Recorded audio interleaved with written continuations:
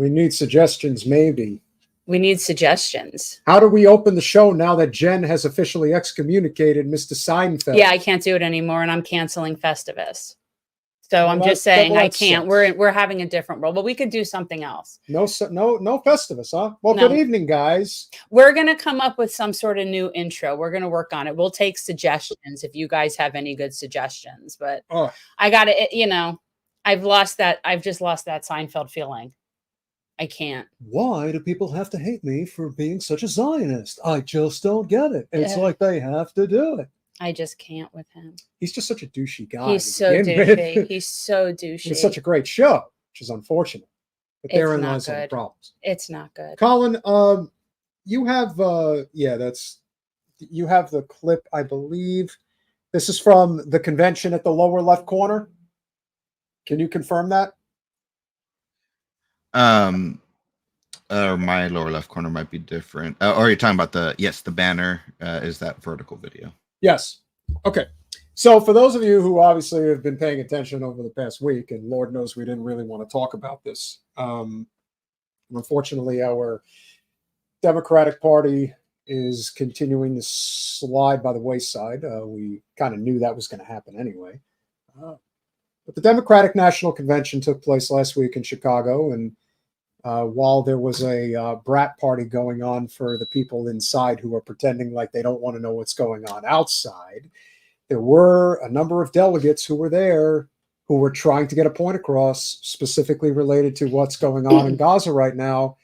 And one of those people is a real activist here in the state of Florida, in one of the only places where activism actually goes anywhere. In the middle. In the middle. In the middle. The I-4 corridor, as we like to call it. Nadia Ahmad is not only an attorney, but she's also a professor and somebody who really knows a thing or two about speaking up when it isn't convenient to do so, which seems to be a very big problem in the Democratic Party. And so before we bring her in, we're going to play you a quick clip of exactly what happened on Tuesday night last week when President Biden was ushered to the, or was it Monday night? I didn't watch any of it. I won't watch any of it. I dread having to watch clips of it like I do, but let's go. Impossibility. Fair. Impossibility. We're in the grip of a once-in-a-century pandemic. Historic joblessness. Now, as you can see here, they are simply holding up a sign that says Free Palestine, and they're not only doing it, they're doing it in the back where you're not even obstructing anybody's view. Wait, but might I add that these are people that I'm sure had to walk through security at some point. So clearly they're not dangerous in any way. Oh, they're dangerous, all right. Yeah. They're dangerous for so no. I mean, like, I understand people having to go through security and for that, and but if you got through that, which I'm sure they all had to, then really your issue is the message, and then that's a problem. Oh, it's a problem. This is a problem. Yep, we'll keep going. Calls for racial justice long overdue.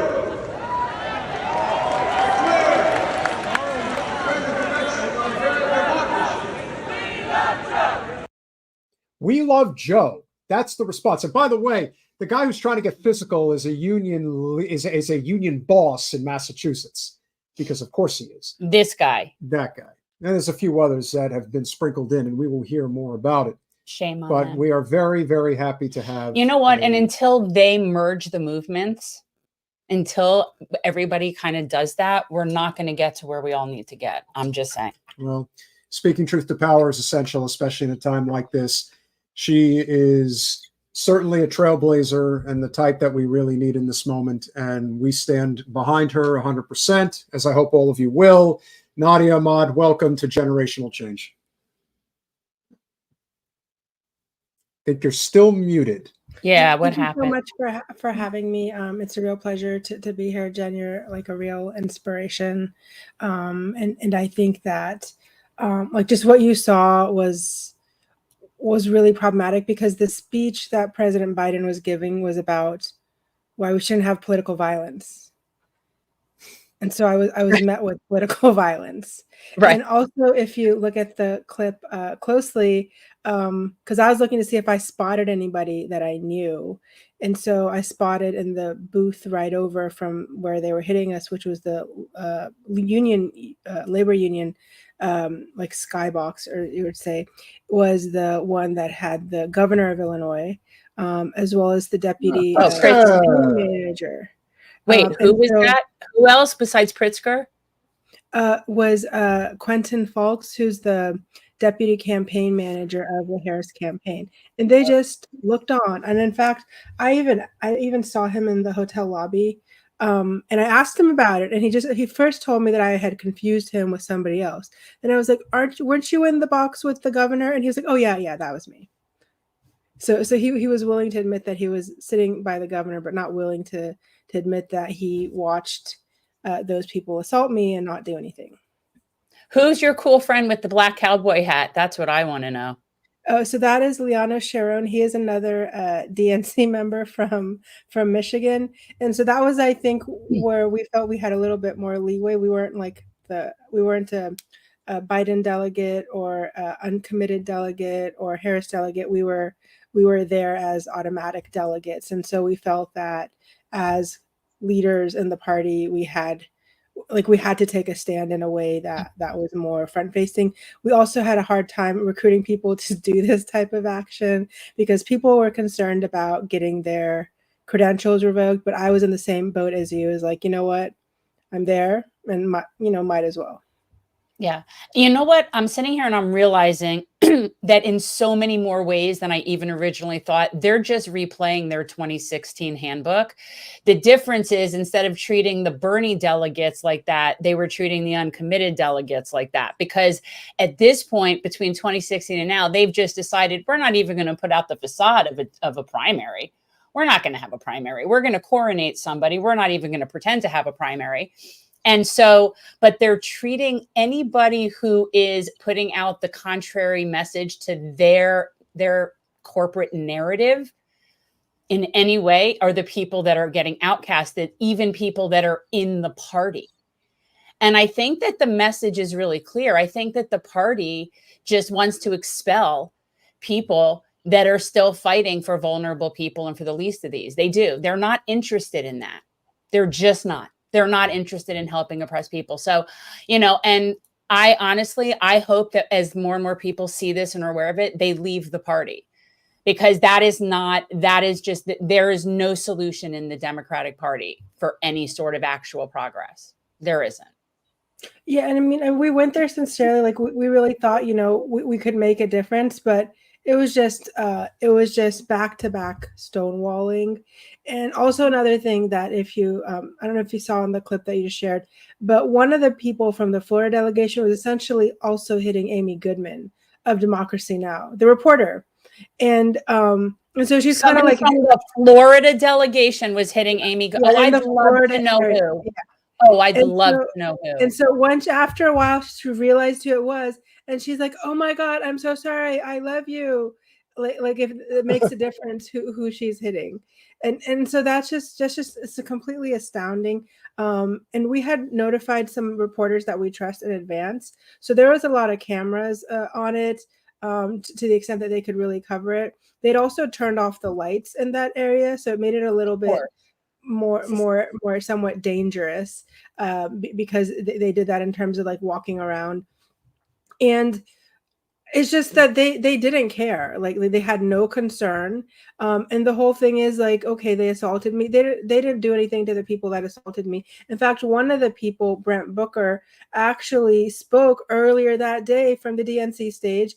And the whole movement around Uncommitted was to get a Palestinian speaker. So not only do they not get a Palestinian speaker, they put somebody on stage who just a few hours later goes around and beats up people who put up a Stop Arming Israel sign. Yeah. So let me ask you, what will it really take, seriously, and I'm not even being rhetorical, what will it really take for groups that are marginalized or oppressed, if whatever it is, to see and that the Democrats don't want us?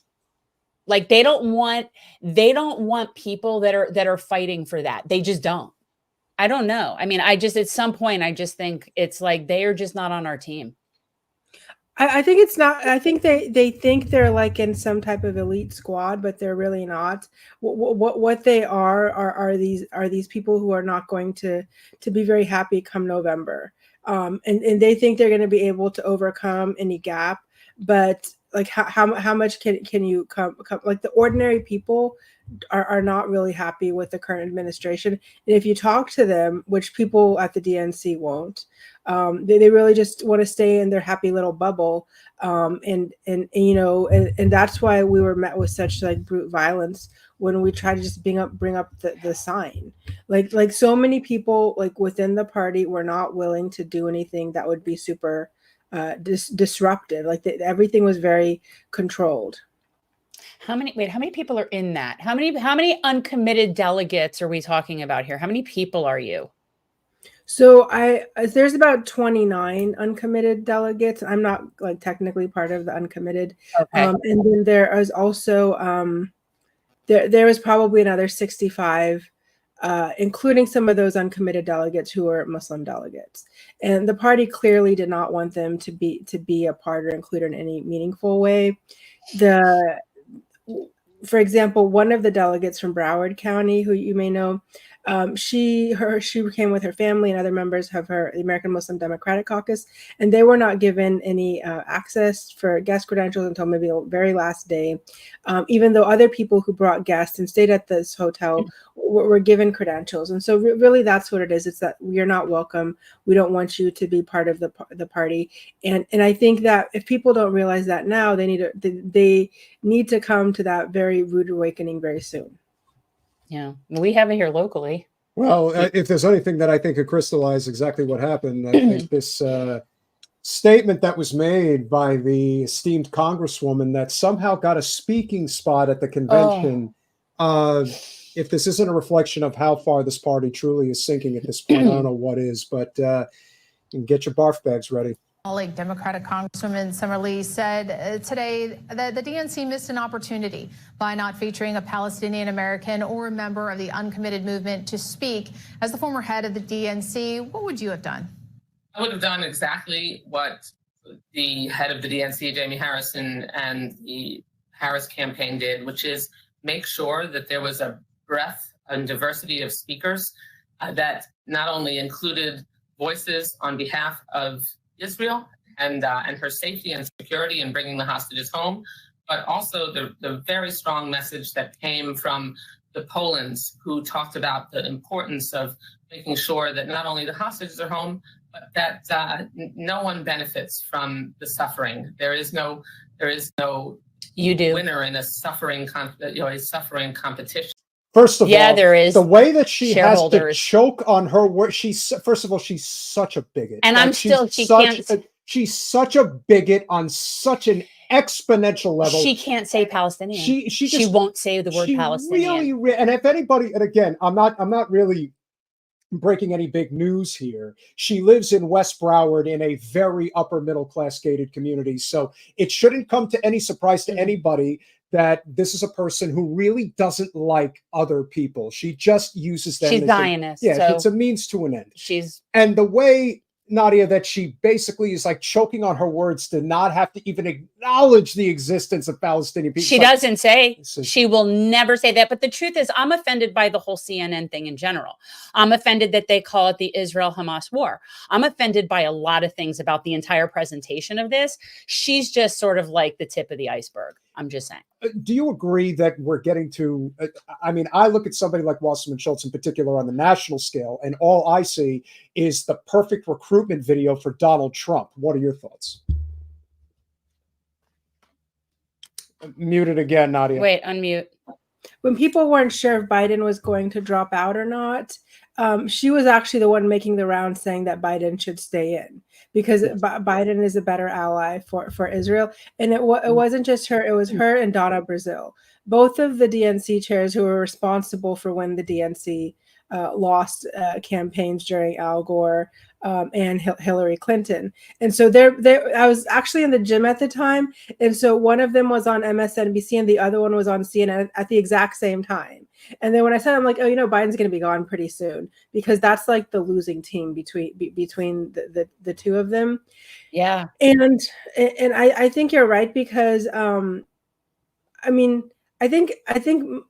American Muslims are still kind of scared to vote for Donald Trump. So that's why you're not seeing this real backlash against Democrats in the way that you should. Yeah. And some of that is, I think, their own political powerlessness, as well as their naivete on this issue, that they think the Democrats are going to be able to provide them a better solution, where it would actually be better for them to really be more demanding on this issue at this point than to really just grovel for having meetings with Kamala Harris. I think it would be a lot better for them to take a strong stand on this point.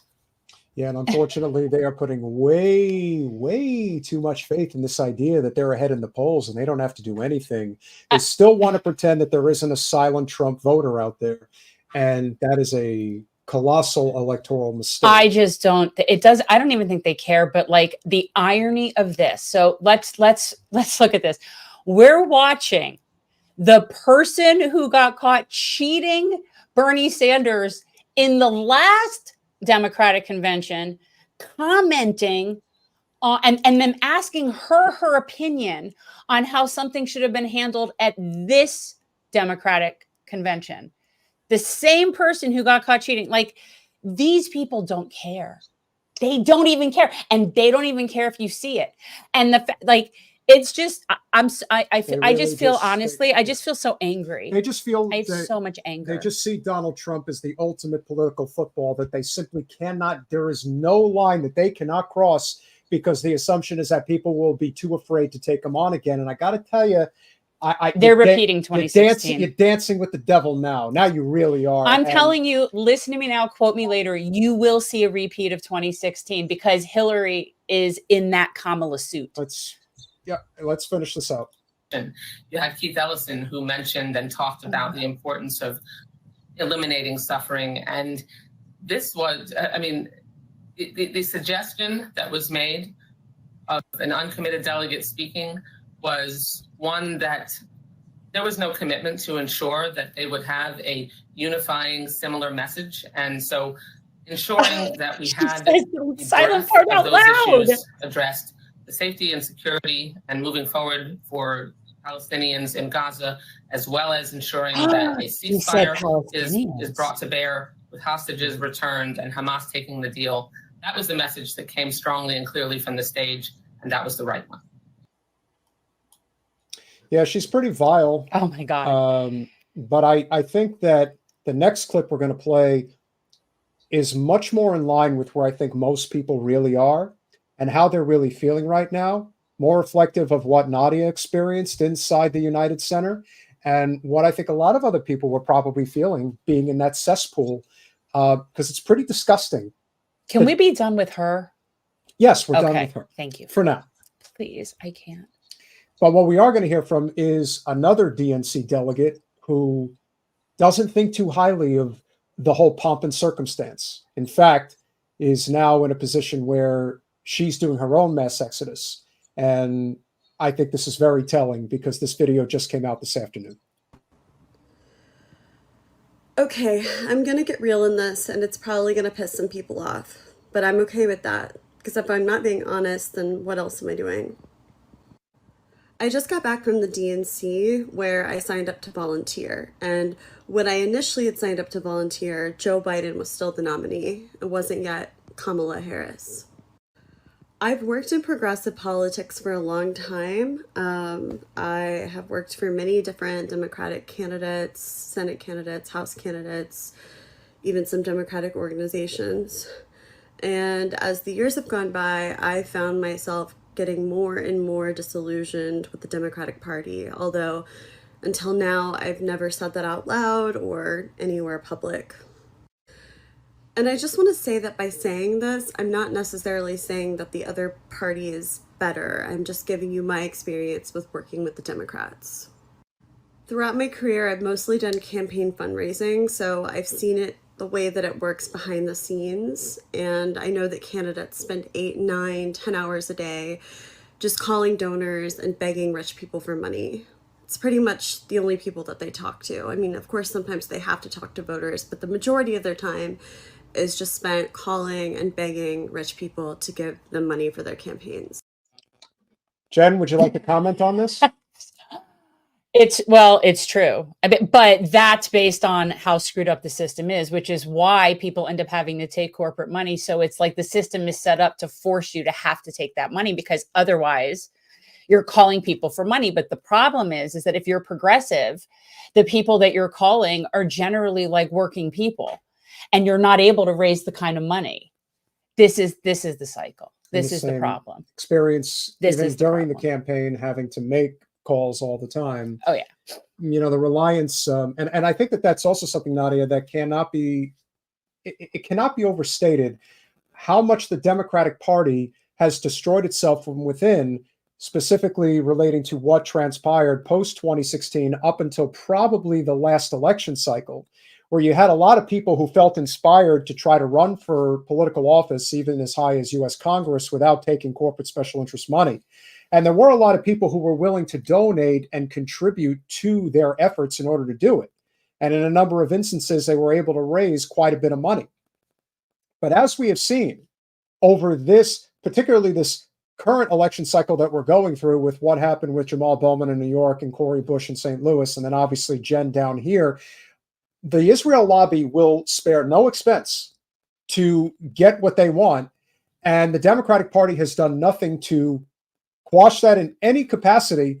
And what that's doing is effectively rendering people who ever had any intention of running for office just saying, "Ah, the hell with it. What the hell's the point?" Or even attempting to get fundraising dollars that can even allow you to be competitive. Where the hell are you going to get it now? This has truly become a rich person's game, and only a rich person's game. Like, there is no other way in. You are, and especially on the Democratic side, where we can argue till the cows come home about who cheats more in the general election between the two major parties. But when it comes to primaries, there is no comparison. The Democratic Party They makes don't it have very primaries. clear.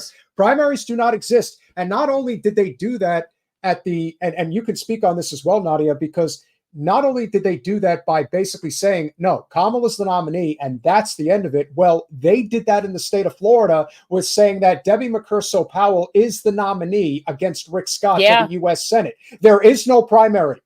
Even though if you look back at 2018, when we had a real chance to put a potential progressive in the governor's seat, Andrew Gillum had to get through a real aggressive primary against 5 opponents, including one that everyone was assured in Gwen Graham was going to win, the daughter of Bob Graham, maybe the best statewide elected official the state has ever had. Instead, it ended up becoming this really robust fight. Andrew Gillum wins and had a real chance to win. Now you have no primary whatsoever. Where's the momentum coming from? Where is the level of interest that people are ever going to have? Your thoughts on that? Yeah, when you take away the primary, you really take away the momentum and excitement that a campaign will have, and that's why you can build up. You can build up when you have a primary for the general election. When you cut out the primary, you basically take away that opportunity.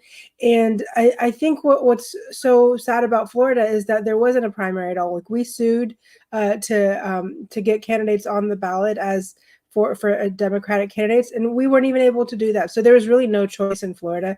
People just sat around a table at a hotel, clapped their hands, and then Joe Biden was the nominee, like poof. And that's what happened in Florida. There's still a really strong, robust Good Old Boys network, and they do what the Good Old Boys network does.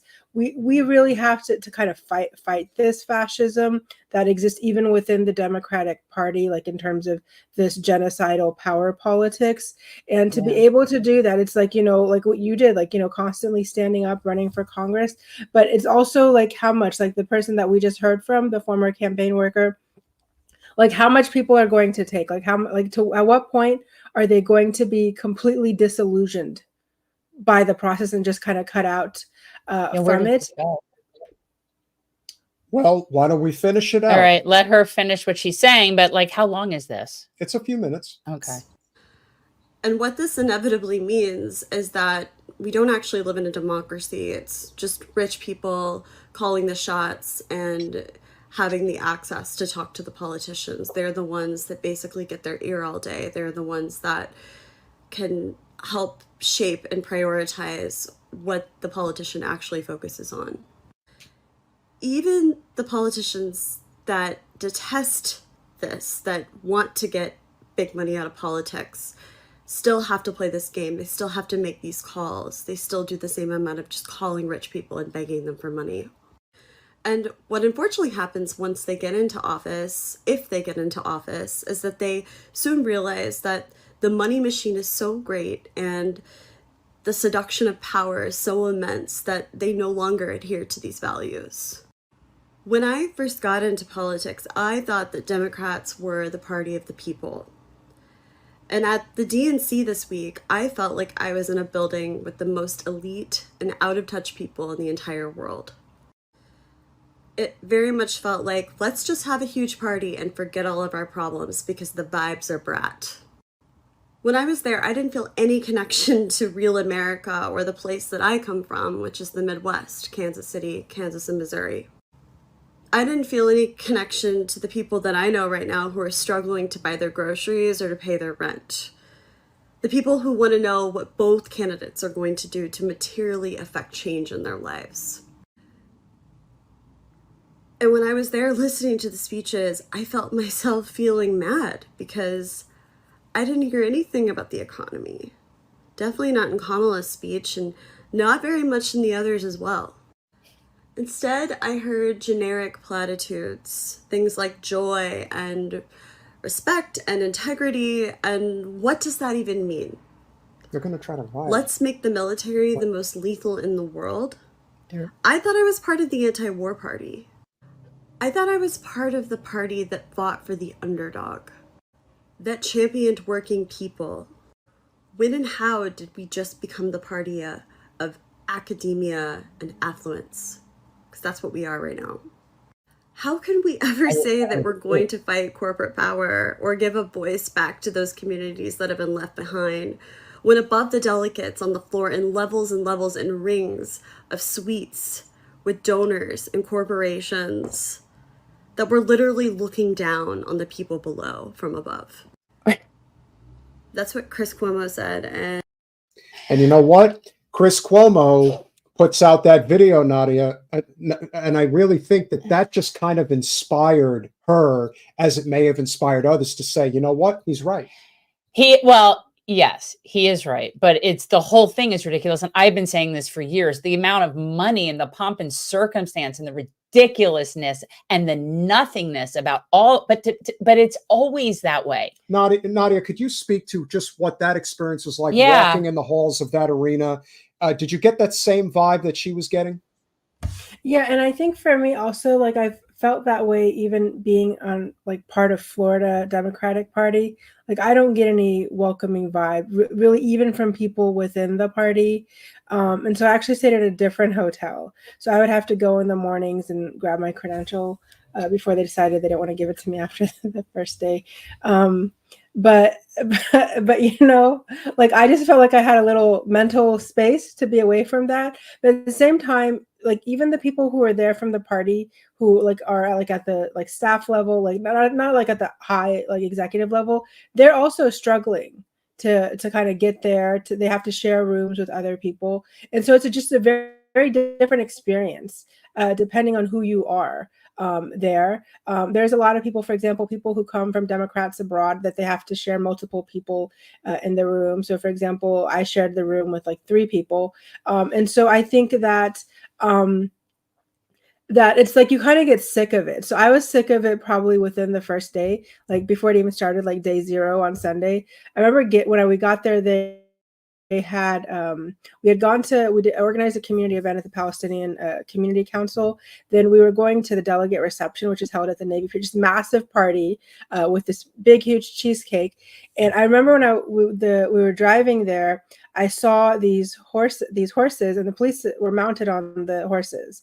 And that's like, you know, you have kind of the time where you want to decide not whether or not you want to do your protest. And so for me, that was like the moment, seeing those police officers on the horses, and then going out there to the Navy Pier, seeing all the police officers out there on the boats, also kind of patrolling. And this is a completely secure area with a bunch of delegates.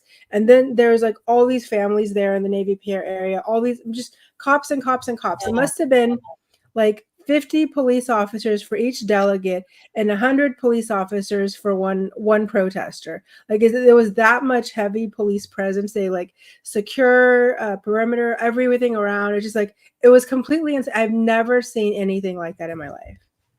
Well, good use of tax dollars. I wonder, did they call in other police departments like they did in They DC? might have They called called in in like 250 or 300 NYPD for when Netanyahu was speaking at the Capitol. or the National Guard. So He's- yeah, we'll finish it up. I'm just so angry. All right. And he's absolutely right. You know, I went to the DNC this year hoping that I would feel reconnected to the Democratic Party, that I would have more of a sense of understanding of Kamala and her candidacy and what she stood for. But instead, I ended up leaving and feeling the opposite, more disconnected and alone than ever. And I don't think I can support Kamala Harris for president. I don't even know if I can call myself a Democrat anymore. I don't know who I'm going to be supporting, but I know it's not her. And for once, I'm not afraid to say it.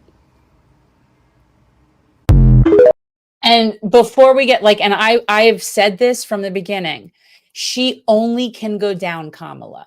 The only reason that she's polling in any way, shape, or form, which I also question the validity of whatever that poll is, that they're any of the polls. I really do. I think she's completely manufactured to begin with. But the only reason is because people don't really know her and haven't seen her.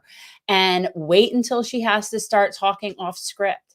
Wait until people see more and more how uninspired and how turned off more and more people are going to be. She's been the nominee for almost 2 months now, and is finally going to do an interview, and it's going to be her and Governor Walz. So she won't even sit down for an interview on her own. Which is... And that's very, very dangerous. And if he comes off looking better than she does, then you really have a problem. One of the reasons... They have so many problems. This is one of the reasons why Trump is very selective in who he puts anywhere near him in terms of a prominent position, because he'll never allow anybody to outshine him. That's why he would never have someone like RFK or Tulsi as his VP, because they could outshine him. In the case of Governor Walz, a lot of people are actually interested in the governor from Minnesota, who actually has done some pretty good things in that state. I actually think if you're going to look at a state party and say, what would best represent the Democratic Party if we could be like any state, and to me, it would be Minnesota. It's not Florida. It's definitely not Florida. Wait, let me ask you something, Nadia. Are you where Anna Eskamani is? Are you in Anna's district? I'm not in Anna's district, but I'm in vicinity of Anna's district. Okay. And so you're right. I think that the center of gravity of the Democratic Party in Florida has shifted to Central Florida, to that I-4 corridor. And so that's where I think we need to think about, what would it take to get Anna to run for governor? Because I've been saying it. Eskamani 26. I've been saying it for seriously the past 2 years. The problem that Eskamani is going to have, ironically, is going to be in South Florida, because everyone talks about the bigotry in the state of Florida when it comes to the Dixie South, and yes, it definitely exists, but it is not like they think. Not like they think. It's not like it is down here. It is very bad, and I've always maintained that the most dangerous person in America is the white woman in the suburbs who lives in a gated community, because their bigotry is accepted in society. They're allowed to get away with it. So that's what you were going to try to say, get her to go for governor? Yeah, we try to get her to run for that congressional seat, CD7, which we lost, when Stephanie Murphy stepped down. We try to get her to run for that, or at least Carlos Guillermo Smith. We tried to get him to run as well for that seat, because if he was going to lose, he might as well have lost a seat where he was running in Congress. And so I think that area is still competitive, but you need somebody who's magnetic and really able to get people going. And I think people remember what Anna did, what she's done kind of throughout, especially with the work that she did during the pandemic, which was really monumental. Like, she was really willing to stand up, and it's really the extent to which the FDP stops people from her. The FDP was very critical and hostile to Maxwell Frost's campaign. Anybody who can really make any difference, they're just there to thwart it. Like, the fact that Andrew Gillum got so close, and the reason he didn't get it was actually not in spite of it, was because of the FDP. Absolutely. The FDP like totally destroyed his campaign. As far as I'm concerned, he lost that campaign when he went to the synagogue at Century Village in Pembroke Pines and sat in between Michael Bloomberg and Debbie Wasserman Schultz, and he put the yarmulke on his head. I'm like, dude, why don't you just get on your knees while you're at it? I mean, that was it right there. It was so they took hacky. It over, but I also think they sabotaged him, because they don't care either way. They prefer to have Republicans because they get to fundraise off of it and not have to do anything. Nadia, what do you attribute that to in the state of Florida? Do you attribute it to Nikki Fried and the people she has around her? Or is it something much more sinister than that? Is it the national party at the top that basically pulls the strings down here and tells people that, we're keeping this a conservative state? Yeah, where's the problem? Of, where do you identify the big issue here? Because most people, especially if you look at the voter turnout in our primary, I mean, there is a disillusionment that is going to have major ramifications. But the party for years and years is losing. Our party. I'm not with them, but they're bleeding people like a sieve. So where do you think the biggest problem is?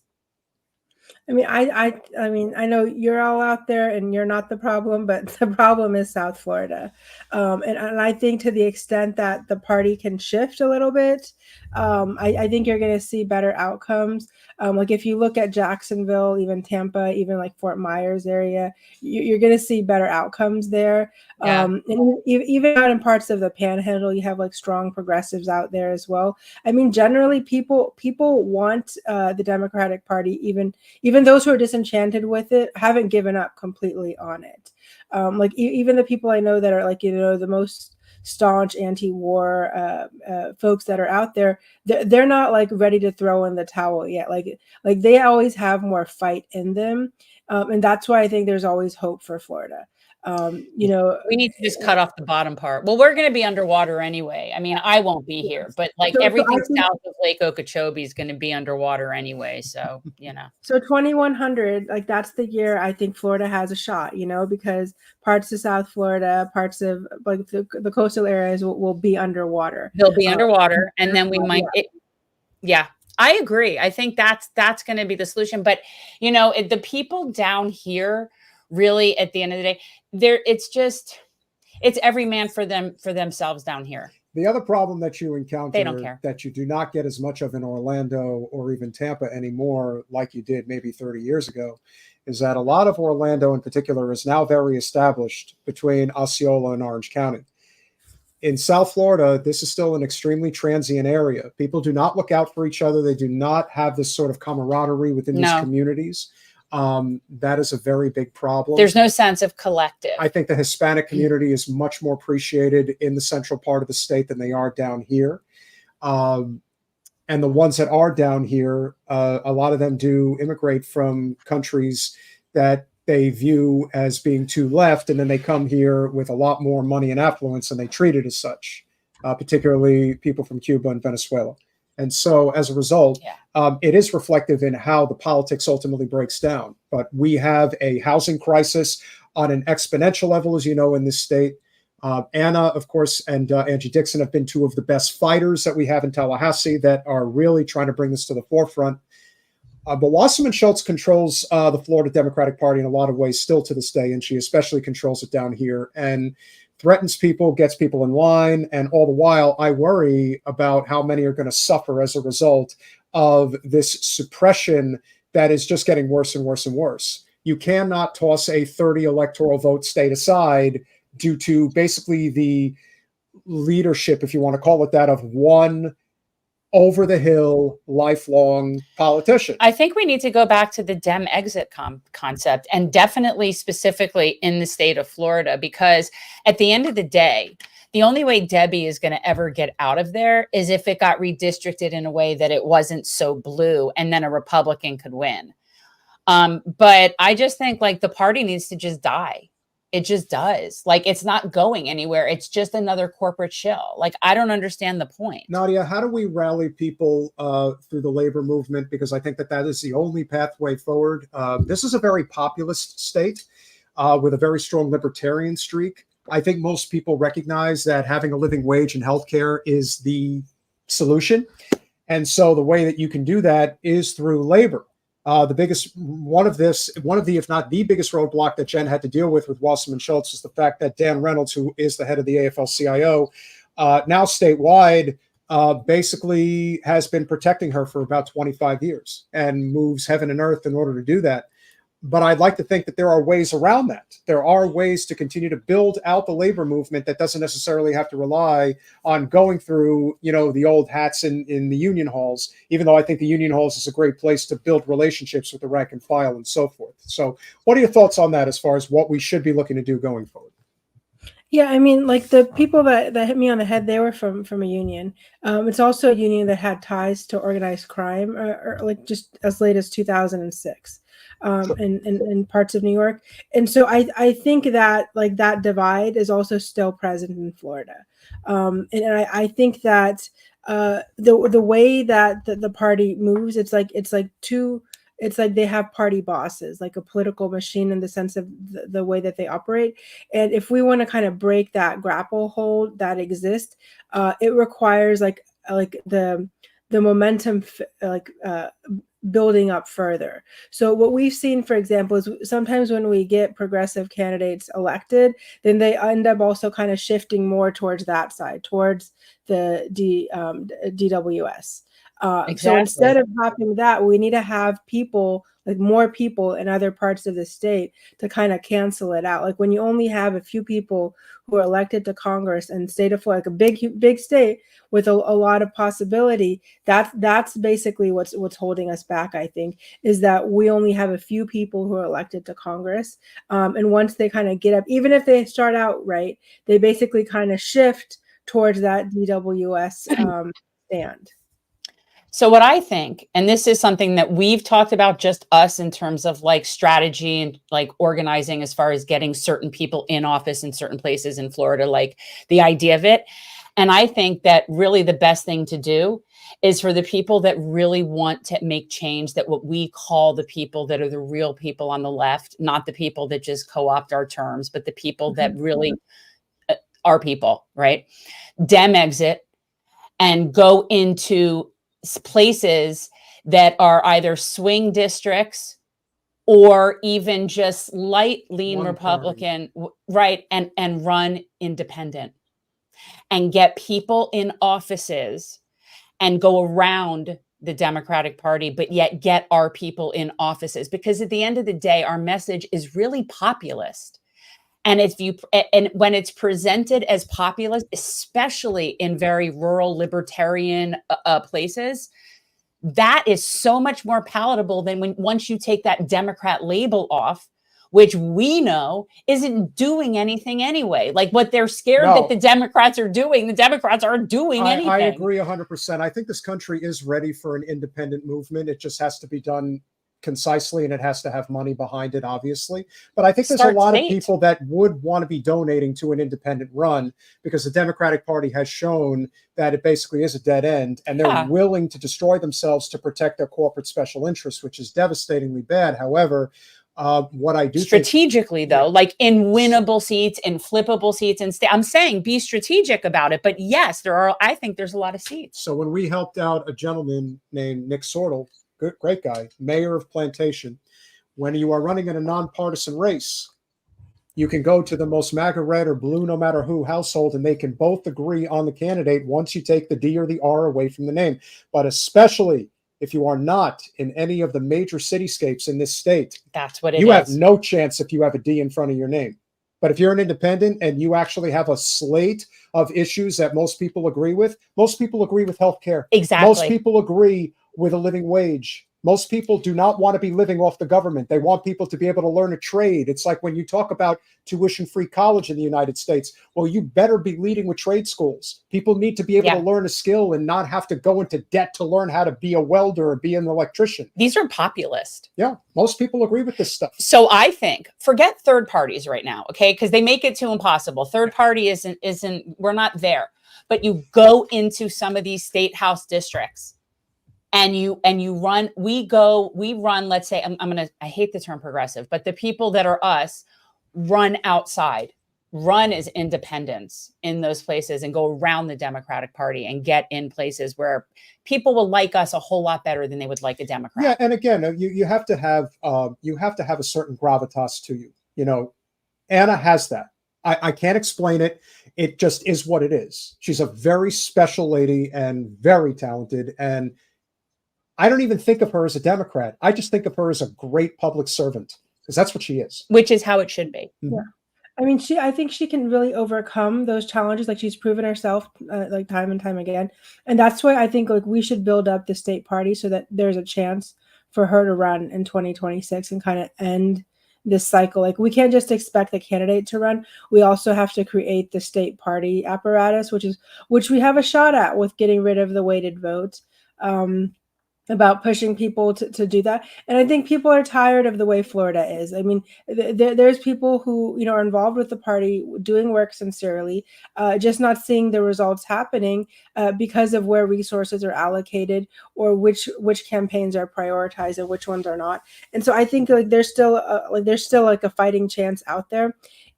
What I think we can really do to make some like serious change is to have this like unleveling that would happen. And to have this unleveling, it's like, you know, it's like kind of like you talked about rebirth, like a reincarnation of the Democratic Party in Florida, and to see that happening would bring about change. Yeah. They're so reluctant. And you know what? Even people like in the Florida Democratic Party, there are quote unquote people in the progressive group that were like working against me in terms of running against Debbie Wasserman Schultz. And these are people that are in the progressive caucus in the Florida party. Well, I think that label, like, what is that? People just put that on and then they say that. Yeah. So I've seen a lot of that happening as well. But I think people need to be held to account, you know, have their feet held to the fire on those issues. We're in a tough spot in Florida. Just because a few people are calling the shots, and we can kind of break that grasp. I think we got there almost in 2018, which is 6 years ago. 2026 could be another really important year. And even right now, the Senate race is like surprisingly competitive, and that's no part due to the fact that people also see through what Donald Trump is, but at the same time, they're not really ready to kind of commit fully to the Democratic Party. And that's where there's like some gray space and some open gaps there. And that's where people need to really look to for change. So let me ask you, so given that Florida is a red state and we know that it's going for Trump, right? So what do you do? What's your plan? Like, I think the plan is to go third party and try to help somebody get the 5%, but I can't support Kamala Harris. I've become a single issue voter. That's the problem. I'm now a single issue voter. It's not a single issue because it's really a global issue. It's not like global like in the world, but like global in terms of all-encompassing issue.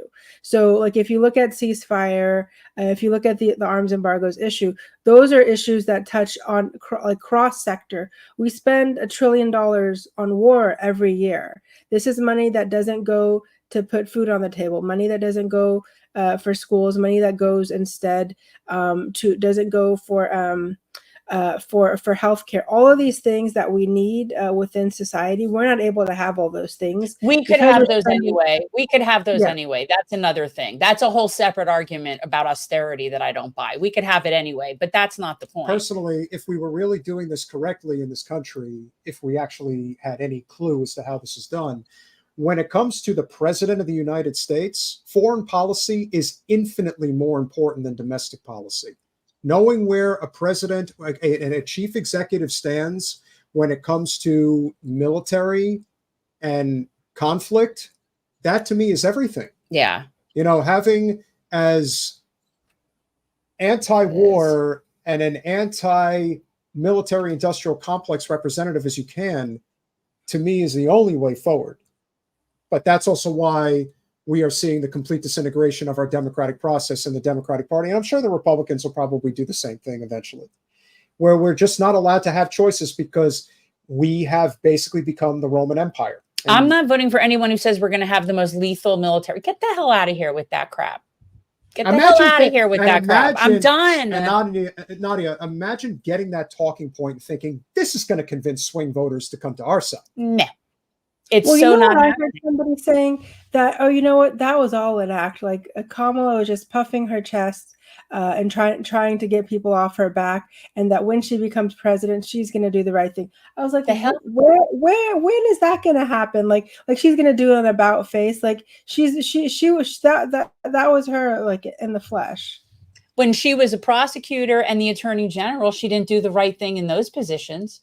Why in the world would we think she would do the right thing in any position? I don't actually think she has an ideology. I think she really is like a Hillary Clinton Manchurian candidate. That's what I think. She probably would be better served not getting on that debate stage with Trump, because if he tees her up with one thing about what she did, particularly when it came to prison labor and not prosecuting Steve Mnuchin when she was the Attorney General of California, she's never going to be able to wash herself of that. She can't go off script. That's the other thing. Problem. And she's a horrible candidate. And once people start seeing her more and more and more between now and November, she's only going to fall. But this is why we need to. Well, what I saw at the DNC was that, like, they're really good at doing a lot of nothing, like trying to camouflage everything, making it packaging in a certain way. People are trying to see through that, but a lot of people don't. Like when I'm talking around to people who are at the convention, outside of our like ceasefire groups, people were just not interested. They're like, she has to walk a tightrope. She can't really do anything, because if she does, then this happens to her. And if she does, she's definitely not going to do that. And so for me, I was like, I've been showing up for you. Why can't you show up for me? And that's where we have a big divide, is because people are willing to sacrifice their position, or not willing to sacrifice it, so that other people could actually also be uplifted. Yeah. I mean, it's a selfish thing for sure. But yeah, now I have become a single issue voter. What do you want? What do you want me to do? What are you pointing at? God, you're like so obtuse. I don't know what you want me to do. Nadia, please share any work that you're currently working on right now. It's been a true pleasure having you on. And just the courage to do what you did is something that a lot of people are not willing to do, because now you have a bullseye on your back from the Democratic Party, statewide and national as well. But what you did was 1,000% necessary. And on top of that, you exposed just how vile the party apparatus is truly willing to be to protect their corporate. I'd be happy to like work with you and organize with you and try to get cool people in good places. Yeah, I mean, like, I think that they're just trying to push us away. So I was like, if they're going to push us away, they might as well see us being pushed away. Because that's really what I was concerned, is like, there's just nothing to there was going to be no Palestinian speaker. And another person told me the reason why they didn't have a Palestinian speaker is that the way that we were treated as delegates against genocide, that's the way the Palestinian speaker would have been treated. And it was the optics of that they were afraid of that. Of course they were. You heard what Debbie had to say about it. She would have been booing from the top of her lungs. But you know what? Keep showing your ass, your whole ass, because that's what they do. And eventually, this is in the short run, the Israel lobby and the likes of DWS, they will win. But in the long run, they're going to lose it all. and they know it. And that's why they're acting the way that they're acting. This actually makes me nervous. So right after Biden gave his speech, the most consequential thing that I saw is that the senators from West Virginia and Arizona both went independent. And so we can make fun of them as much as we want, but now they've left the party, and we're losing that majority within the Senate. So we also already lost the majority in the House. We could potentially lose the White House, and then the Senate majority is also up for grab. Like there was 3 Democratic senators who didn't even bother to show up for the DNC because their races, like in Ohio and Montana, and are so tight that they can't afford to leave. And so this is a real threat. And I think that if this situation, this genocide in Gaza, is not enough to convince people that from the humanitarian aspect, from the fact that it will cost Democrats the White House, control of the Senate, and take away any ability for them to regain control of the House, that should be enough for them, because they can care about power and control. And if they care about that, then they should care about how this is the issue that's standing between them and keeping that control that they have. Is there any place where people could follow your work to keep in touch? And obviously we will keep in touch, but for anybody who would like to follow what's your you, socials? Like, no, I mean, not every, Yeah, so I think you can go to we have a website called ceasefire2024.com, which we created in 2023 because we felt this was the only issue that was important. And so we really focus on getting people involved. We've done congressional House meetings in person in DC. We had about 400 or so meetings in person in DC. We focused on that up until like the military aid vote. And then since then we were trying to organize people to become delegates. And that was also like hard because our goal had been to get 500 people crazy like us to be stealth Biden delegates. And we had a lot of people who were delisted. And they've really crushed the movement as much as they can try to do it.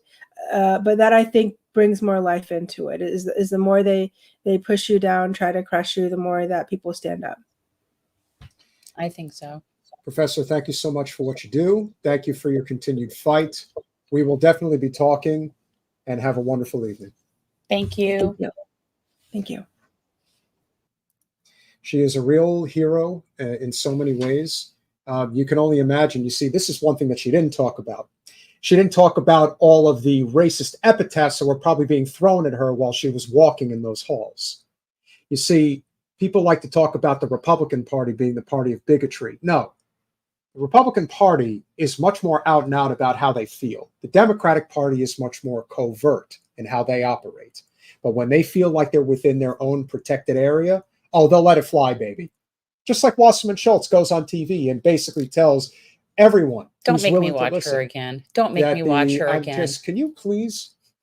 That this is how it is, and that there is no fear, because in the end, Wasserman Schultz, for example, doesn't care about anything or anyone other than herself. Well, I love how she was saying nobody wins without getting a ceasefire. Yeah, you do, endlessly. Huge wins, stock portfolio, all of it. It's huge. Just on the other side of the coin, and of course, leave it to the Democrats to always leave themselves open for not only a gut punch, but a chin shot at the same time. So over the course of a bridged weekend, Donald Trump got the support of 2 former prominent Democrats in both RFK and Tulsi Gabbard. So we're going to show you now just how you steal all the thunder away from the Democrats in one fell swoop. It's brilliant. And the fact that there are people who still deny Trump's political savviness, my God. He's been lining up RFK and Tulsi Gabbard to go right, so he had it all during the Democratic convention. So that Kamala can't hold any momentum at all. It's beautiful. We'll start with RFK. I don't think too many of you people have heard of him. He's very low-key. He's a very low-key person, but he's highly respected. He is a great person. I've known him for so long. For the past 16 months, Robert F. Kennedy Jr.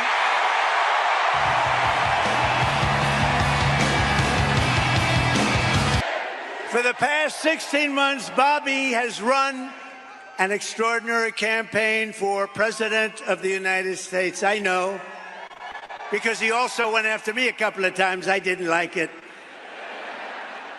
And I mean this sincerely. Had he been allowed to enter the Democrat primary, he would have easily beaten Joe Biden, but they wouldn't let him in. Corrupts the whole enterprise. So where do you, my last question, what happens now? You had this kind of amazing announcement with Donald Trump on Friday. It's now Monday, I think, which is 3 days ago. How do you spend from here until Election Day? I'm going to work to get him elected, and you know, I'm working with the campaign. We're working on policy issues together. I've been asked to go onto the transition team, and you know, to help pick the people who will be running the government. And you know, one thing that Jen was saying while we had it on mute, and I agree. You do? Tucker Carlson probably does have a very nice log cabin up in Maine. I'm sitting here looking at that. I'm like, I want that studio. I want to be there. It really looks nice. It like does. it's just, you know, the wood and the, you know, you look at the throw blankets, you need them out already when you're all the way up in Maine. You know, just these little things that you see. This is all just really good marketing, all of it. Well, that's just what Jen was saying, Jimmy Zimzam, Health and Human Services. I think that, I don't know how many of you also watch Kim Iverson, but that was her call. I think it's smart when he accepted that, you know, or he came out to give Trump the endorsement, he did speak specific, like, about what his agenda is and what his mission is. So it would make sense for him to get a cabinet position as Director of Health and Human Services. And quite honestly, I like that. Like, that doesn't bother me. The idea of somebody who is skeptical and anti-big pharma and all that, yeah, that is kind of who I want overseeing corporate pharma ventures like the CDC and the NIH. It would be a hell of a lot better than where the hell we are right now, that's for sure. Yeah. But here, for me, is the biggest issue with RFK, which is why if I supported him for anything, it would be for this reason, and that's housing. Average home in our country 2 years ago was 215,000. Mm-hmm. Today it's 400,000. And so kids today, like your kids and my kids, are never going to buy a home. There's three big companies, BlackRock, State Street, and Vanguard. These are the biggest companies. So the one mistake that RFK is making here in his statement is that it's not BlackRock when it comes to homes. That's Blackstone. BlackRock is basically, they're two separate multinational corporations. Both garbage. Same concept. Same similar concept. Okay, my boy tried to explain it to me, and now it's sort of like the point spread. I'm never going to understand it. I don't care. BlackRock, Blackstone, they're both bad, so it doesn't really matter. No, but they are terrible. And I've always said that the best thing that RFK did running for president was bring attention to the fact that the biggest private equity giants in this country, including Blackstone, which is a big donor to Debbie Wasserman Schultz, they are buying up all of the single-family homes in this country. By the end of this decade, if they stay on this trajectory, they will own 60% of the single-family homes in this country. You want to talk about never being able to build wealth ever and basically have a majority serfs class in this country? That's where we're headed with our current political and economic system. And say what you want about RFK, call him a kook all you want. He is 1,000% correct about this issue. And it's one of the biggest issues, if not the biggest, economically, that we are going to be dealing with. And we are. And it sucks. We'll finish it up. Those three companies own 88% of the S&P 500. Wow. So they basically just own everything. And now what they've decided is they want to own every single family home in our country. Klaus Schwab says, famously, he says, under the Great Reset, you will own nothing, but you will be happy. they pay nothing for money. Their credit is so impeccable. Oh, I see. They have like 900. Yeah. Oh. So they got the better than the best credit rating. But isn't that like privatized communism or something? That's what it feels like. Well, yeah, it's like socialism for the rich, and this Privatized barbaric, communism. merciless, Kind of. ruthless, savage. They get He's it. talking like Bernie Sanders. That's exactly who he's talking like.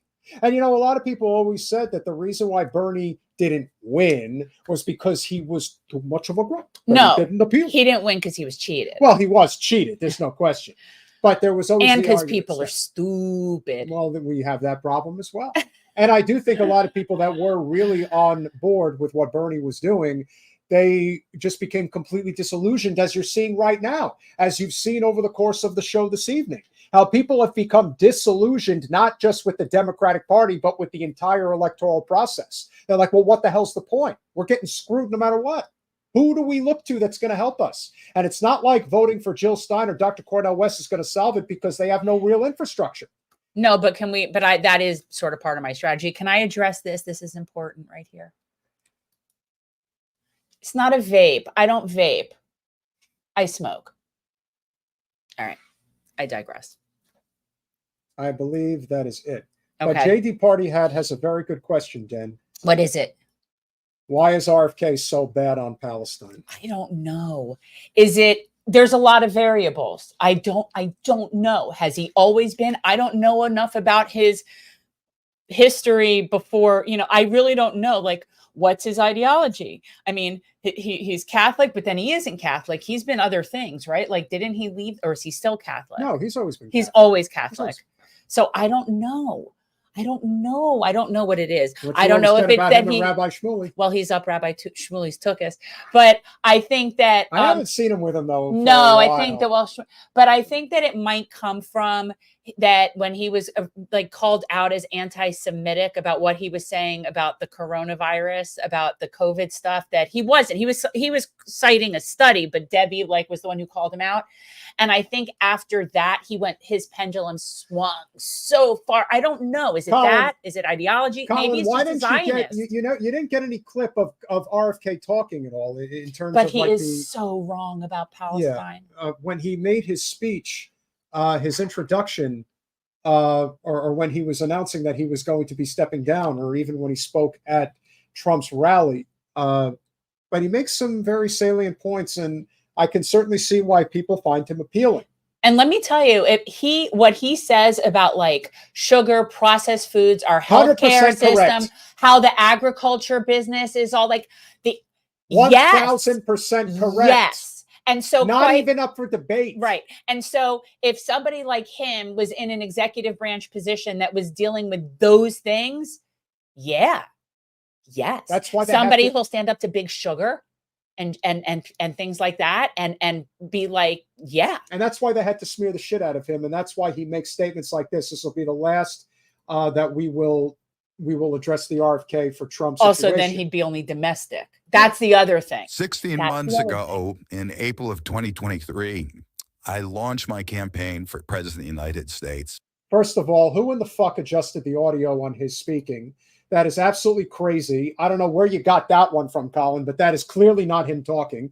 That is an adjustment. I know, but I kind of like it. It's easier to understand. All right, fine.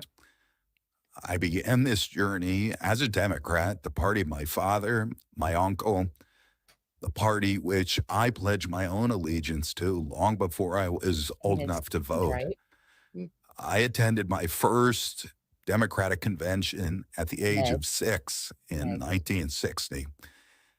And back then, the Democrats were the champions of the Constitution, of civil rights. The Democrats stood against authoritarianism, against censorship, against colonialism, imperialism, and unjust wars. We were the party of labor, of the working class. The Democrats were the party of government transparency and the champion of the environment. Our party was the bulwark against big money interests and corporate power. True to its name, it was the party of democracy. As you know, I left that party in October because it had departed so dramatically from the core values that I grew up with.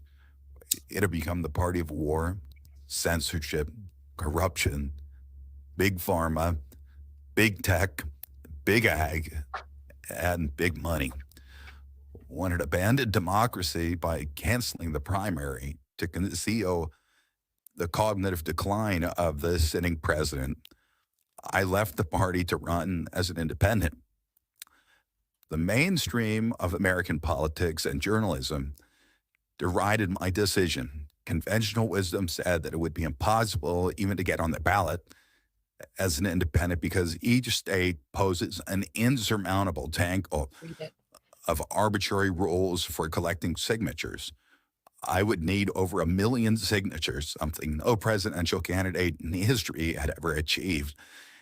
And then I'd need a team of attorneys and millions of dollars to handle all the legal challenges from the DNC. The naysayers told. This is also the thing that I don't think people are talking about enough. The Democratic Party, who we have seen, they did it to Matthew Ho in North Carolina. Yes. They do it to Jill Stein. They do it to Dr. Cornel West, and they sure as fuck did it to RFK. They are the ones who move heaven and earth to kick people off of ballots. They subvert just democracy. lose their shit when Trump beats them at their own game. Because this is what they do. And by the way, they are currently fighting right now in court. Jill Stein has battles with them in several states. And let me assure you, them going after RFK and dismissing him and saying he's a joke and this, that, and the other thing, let me tell you, they are shitting in their fucking pants that he did this. That he actually was like, I'm actually going to fuck you over now. And he is, because he's got support. He has real support, and you all know he does because he was polling very strong, as high as 20% at various times. So to suggest that that voter isn't out there that's going to say, you know what, I ain't doing this shit with the Democrats anymore. Eventually, you're going to thumb enough people in the eye where they're just going to say, I'll take Trump. I'll have a second helping of Trump. Because thank you very much. The problem is that, you know, it's hard to fault him. You know how I feel about him is sort of the same way I felt about Scott Israel down here. Like, forget what your thoughts about them are, how they're treated by the apparatus, by the machine, how they're like with him, with Scott, there was no due process and he was just removed. It's like, this is very authoritarianism. The fact that they didn't have a primary, and this is a problem. I find, and I also want to say that I find him and I don't know him. I've not met him. I know people who worked on the campaign said it's not a very good environment. I don't know anything, but, you know, kudos to him for being consistent. And he has been consistent on the things that he's about. And kudos to him for being consistent, even when his family are just shills and for the party. And again, I don't agree. He's not my candidate. I don't agree with him on a lot of stuff, specifically foreign policy. So no, he's not my candidate, but he tried to run in the primary. So the fact that this is what they treated him so undemocratically, that it really does go against all the values of a democracy at this point, that it is ridiculous. So one thing, that a lot of people are forgetting in this instance is that it's not a question of them endorsing Trump. This is more of a fuck you to the Democratic Party. It's the same thing with Tulsi. It's the same thing with him, and we'll get to Tulsi in a minute. Okay, but we have to go back to also what position he might be in. Well, how much longer is this? Like maybe a couple minutes. Okay. Us that we were climbing a glass version of Mount Impossible. So the first thing I want to tell you is that we proved them wrong. We did it because beneath the radar of mainstream media organs, we inspired a massive independent political movement. More than 100,000 volunteers sprang into action, hopeful that they could reverse our nation's decline. Many worked 10-hour days, sometimes in blizzards and blazing heat. They sacrificed family time, personal commitments, and sleep month after month, energized by a shared vision of a nation healed of its divisions. They set up tables at churches and farmers' markets. They canvassed door to door. In Utah and in New Hampshire, volunteers collected signatures in snowstorms, convincing each supporter to stop in the frigid cold, to take off their gloves, and to sign legibly. During a heat wave in Nevada, I met a tall, athletic volunteer who cheerfully told me that he had lost 25 pounds collecting signatures in 117-degree heat. To finance this effort, young Americans donated their lunch money, and senior citizens gave up their part of their Social Security checks. Our 50-state organization collected those millions of signatures and more. No presidential campaign in American political history has ever done that. And so I want to thank all of those dedicated volunteers and congratulate the campaign staff who coordinated this enormous logistical feat. Your accomplishments were regarded as impossible. You carried me up that glass mountain. You pulled off a miracle. You achieved what all the pundits said could never be done. You have my deepest gratitude, and I'm never going to forget that, not just for what you did for my campaign, but for the sacrifices you made because you love our country. He's right. And you could tell he is trying to hold back tears right now because he knows these people sacrificed so much of their lives to get him there. And the Democratic Party said, go fuck yourself. We make the rules. We run the show, and we will make your life a living hell. And we've got all the money in the world to put you through legal hell in order to do it. And that's what they did. Yeah. So I don't blame Bobby for making this decision. Not just that, he approached them, the Kamala Harris's people. You know what I'm saying? It's like he knows that he has value to offer. And I agree with what Metal's saying. And I think that politically he does. I mean, you'd have to be a fool not to. He's a Kennedy. He's a Kennedy. But not just that, but I think that having him in charge of things like big ag and big pharma and those things is, yes, significant. Yes, I like that idea. I think that's a very good idea. I guarantee you that I like him in any of those cabinet positions better than anybody that Kamala Harris would put in any of those positions. So yes, please. Now we will transition to the endorsement that happened earlier today. You know, I have a lot of disagreements, very strong disagreements with Tulsi Gabbard, but I will always respect her because she did serve and does serve our country, and she has served us in combat in medical units. So she has seen death up close and personal more times than I'm sure she would like to talk about. And we're not Tulsi proponents. No. Like I have issues. Big issues. However, Tulsi Gabbard is another person who was pushed out of the Democratic Party. Correct. And do you know why she left the Democratic Party? Because she said that Debbie Wasserman Schultz was rigging the primary, and I can't stay here and watch them do this. I'm endorsing Bernie Sanders, and I'm stepping down as vice chair of the DNC. And regardless of whether or not she truly agreed with much of anything of Bernie's policies, clearly she does not. What she cared about was a fair electoral process, which of course doesn't exist. And the Democratic Party has shown its ass more times than you can count to basically say, we do not believe in the democratic process. So stop asking us to give it to you. But the fact that people like Tulsi and RFK are getting behind Trump, it's so in your face. It's sort of like they're doing the Dems play where everybody got behind Joe. It's like they're Obama-ing Obama. And Metal is right about this. They actually put Tulsi Gabbard on a terrorist watch list. Okay. If you think that, like I said, it's not a question of whether they love Donald Trump, because I'm sure most of them don't. Remember, a lot of them have admitted behind the scenes. Yeah, Tucker Carlson has said he can't stand him, even though he pretends like he loves him. The truth of the matter is, Donald Trump is nothing more than a political sword for people to whack at the establishment. And that's what he is. Because Trump, when he's done, is going to be gone. Do I have to watch that? Not necessarily. I don't want to watch We'll that. see. But I would implore you all to understand that everyone's like, oh, Tulsi's a turncoat and she's this and he's that. Look, I have thoughts on that. I actually, again, I quote Kim Iverson did a really good spot on this. I don't think so. I think we always misinterpreted who Tulsi was. And I also think that she has evolved over time, as she has grown over time, and that she started out really young and she's not the same person anymore. And I think I always like to promote other content people. God, Kim Iverson really did a good piece about that. But I don't think that she fooled anybody. I think she has I think we thought something that she wasn't, sort of like how I feel about Obama. Here we go. The privilege to be here with all of you, my brothers and sisters in uniform, especially on this day of all days. I had the privilege of joining President Trump this morning at Arlington Cemetery, where he joined two Gold Star families and loved ones of Staff Sergeant Hoover and Sergeant G, both of whom were two of the 13 killed in the Abbey Gate attack 3 years ago today in Kabul.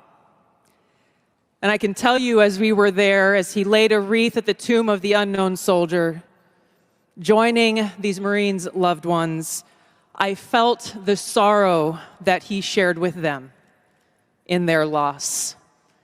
I felt and saw his sincere appreciation for these servicemen and women who paid the ultimate price and their loved ones who continue to grieve to this day.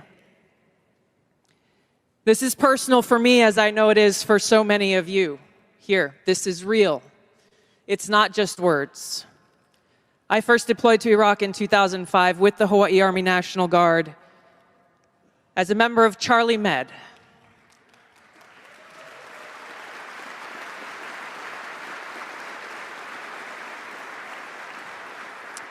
As those of you who were deployed during that time know, it was the height of the war, and sadly, we took many casualties. And every day we were confronted with that high human cost of war and that sadness as we boarded the plane when we left, that we were leaving some of our brothers and sisters behind, only to lose others when we got home to suicide. So I mean what I say when I share with you that I know that President Trump understands the grave responsibility that a president and commander-in-chief bears for every single one of our lives. I don't know if I believe that. I don't know if I believe that either, but what I will say is you could tell that Tulsi really had to hold it together when she talked about suicide and how many people that she has seen have taken their life. And when people complain about guns in the United States, the number one cause of death by a wide margin is self-inflicted gunshot wound. Yep. So when you think about not being able to... Not assault rifles. No. When you think about not being able to pay bills, when you think about chronic health and disease, when you think about economic anxiety because your job is not paying you enough, you can't catch a break. What if you've served in combat? What if you've killed people? There's a lot of things that come with that. A burden of responsibility that most people could never fathom and never want to fathom. Keaton and Russell have brought this up many times on Due Dissonance, and I do agree with them. Specifically what Russell has said, which is people have harped on the fact that Trump doesn't like making the phone call to the dead soldier's family. It's because Trump is not into the war shit. He's just not. He doesn't have bloodlust. He sees war as a waste of money, and it is. Well, I mean, he doesn't have a bloodlust. He just doesn't. He's not. But he fell in line with the deep state pretty quickly when he took office. I mean, he had talked a big game about getting out of Syria. He had talked a big game about figuring all that stuff out. But he, at the end of the day, he didn't. He also was the one who did move the embassy to Jerusalem. You know, like he made a lot of mistakes, and I don't know what people think is going to happen this time. That will give you a reason to believe it's not going to be the same. No, and I think it's bad. I think that it's bad, and I wish that there was we're definitely between a rock and a hard place, but that's just where we are. We are, and we got to just see our way through it, and the way through it is not to go blue. But if you have looked at what has happened over the past 4 years, and again, this is the thing when people talk about Biden as commander-in-chief, what I see in terms of the president is somebody from a foreign policy perspective is very dangerous. What do you think it's going to be like if Kamala's there? That's something that people have to think about. She already just said she wants us to have the most lethal military. So more empire, more of that. We need more of that. And I'm not saying that Trump is the solution by any stretch. We're screwed. Make no mistake. But anyone who's thinking that, oh my God, if God forbid Trump gets in, God forbid Kamala gets in, we should think of it on the same level. It's people really just do not see it. You know, I really feel like Jennifer Lawrence and Don't Look Up. We're all gonna die. What are you just sitting here not acting? Because we're trying to get Adam McKay on the podcast. Here's who is the person who did Don't Look Up. But anyway, so no, but my thought is this, and I am not, again, Trump is horrible. I am not a Trump supporter. I think he's bad, but we have to really look at the question.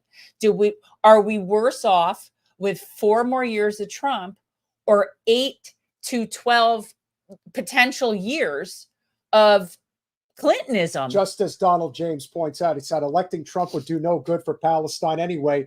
But that's the point, because they're fucked either way. So now you got to look at it as, if somebody like Trump gets in, all of a sudden the shitlibs are going to care about what's going on in Palestine. Oh my God! Look what he's doing. Look what they're doing. See, that's it. And I know people say things like, "Well, if it is only 4 years, like, because he's going to really take over, because that's what he could really do." Yeah, because if he could have done it, he would have. He would have. Yeah. If he could have done it, he would have. And the reason that he didn't, and the reason that he can't, is that he doesn't have the military. He doesn't. It's not like, look at countries where there's coups. Look at countries where there's coups. It's soldiers. It's not a whole bunch of people running through Congress grabbing the lectern. Okay, a real coup involves a military situation. What position is Tulsi gaming for? Honestly, Secretary of State is. That's what I was thinking, but yeah. And I don't, and the truth is, I think she'd be okay at that. Like, I mean, she's got a very Madeleine Albright war hawky vibe about her. So, you know, I know she pretends to be against war for profit, but she seems to be completely in favor of all war as long as it involves brown people. So, you know, it's like, I don't believe in war and for profit, but I'm such an Islamophobe that we have to go kill everybody that could potentially be related to that. So continue.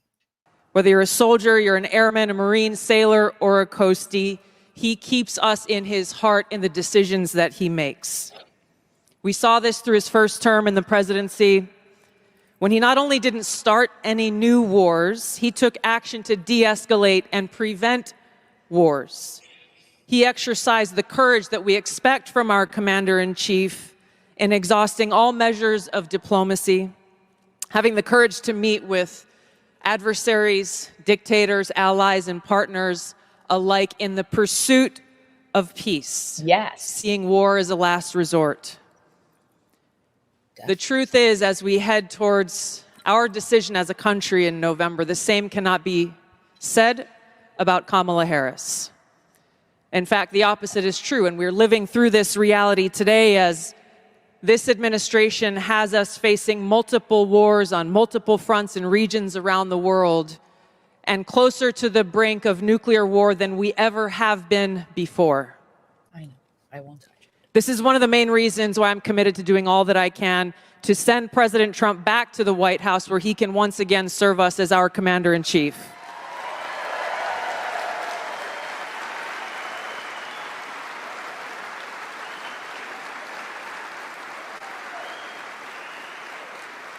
Because I am confident that his first task will be to do the work to walk us back from the brink of war. We cannot be prosperous unless we are at peace. And we can't live free as long as we have a government that is retaliating against its political opponents and undermining our civil liberties, weaponizing our very institutions against those they deem as a threat. Kamala Harris has done this over the last 3.5 years. She won't hesitate to continue that if she is elected as president. President Trump has been their first and foremost target in this because they don't want us as voters to even have the option to vote for him. I've been their most recent target, added to a secret domestic terror watch list after exposing the truth about what kind of dangers we would face if Kamala Harris is elected as president. Can you imagine putting the audacity? Tulsi on a watch list. She serves in the U.S. military. You're basically saying she's a traitor. She was a congresswoman. And what's always the most interesting is that the people who always do this are people who never, ever served in the military. I know. I feel like we're going to look like we're like one of those people that are like going right wing because we don't like the Dems anymore. And I don't want to be like we're promoting people like Tulsi and We're not. RFK and Trump because No, we're not. what we are is promoting the message. Now, actions always will speak louder than words. Yeah. Because either way, we're going to get a Harris or a Trump administration. And But you'll know soon enough what that's going to look like. But I will tell you, if these are the people that he's going to talk to and put in his cabinet, let me tell you what makes him smarter, though, as far as any of this. Like when Joe Biden was trying to like make nice about, oh, we're going to get, or when they were trying to make nice with the Bernie people and be like, oh, yeah, well, we'll talk to them. We'll give them a say. We'll put him on the transition committee. We'll give him all this stuff. It was so ridiculous. They didn't really do anything. Bernie didn't get a position. Bernie didn't get anything. And at the end of the day, that policy wasn't even considered because they don't give a shit. I actually think Trump is smart enough to know that not just bringing them on in symbol, but actually letting them come in is a smart move. Yeah, and they'll be loyal to him in a way because they got fucked over. The people that typically get fucked over like that end up being the most loyal people you could ever want because they understand what it means to be stabbed in the back. That's a different type of person. And quite honestly, he's showing that a couple of things. He's showing one, that he's willing to work with anybody who's willing to like basically support him. If you're willing to say he's great, he'll like you back, right? Like, I mean, he's not. But if he's willing to give these people positions, which I think he would, I actually do. And I think he will. He'll give RFK and Tulsi. I think he will. I think that he is. I think people that come out for, I do. And these are people that I do think are good in those positions. Whereas I think that Kamala would be appointing all the people from like Wall Street and Big Pharma and all of the, and Blackstone are the people that are going to be appointed to her cabinet. So, you know, these are things that matter.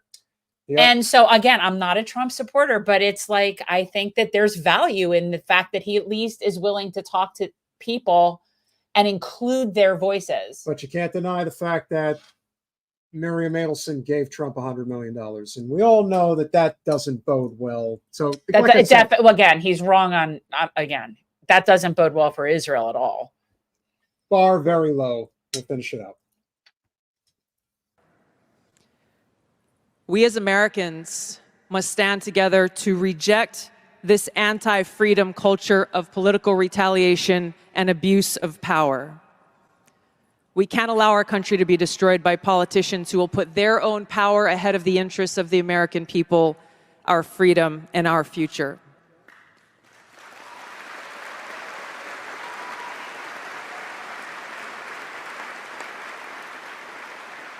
I am proud to stand here before you today, whether you're a Democrat, a Republican, or an independent. If you love our country, as I do, if you cherish peace and freedom as we do, I invite you to join me in doing all that we can to save our country and elect President Donald J. Trump and send him back to the White House to do the tough work of saving our country and serving the people. Thank you very much. Thank you very much, Mr. President.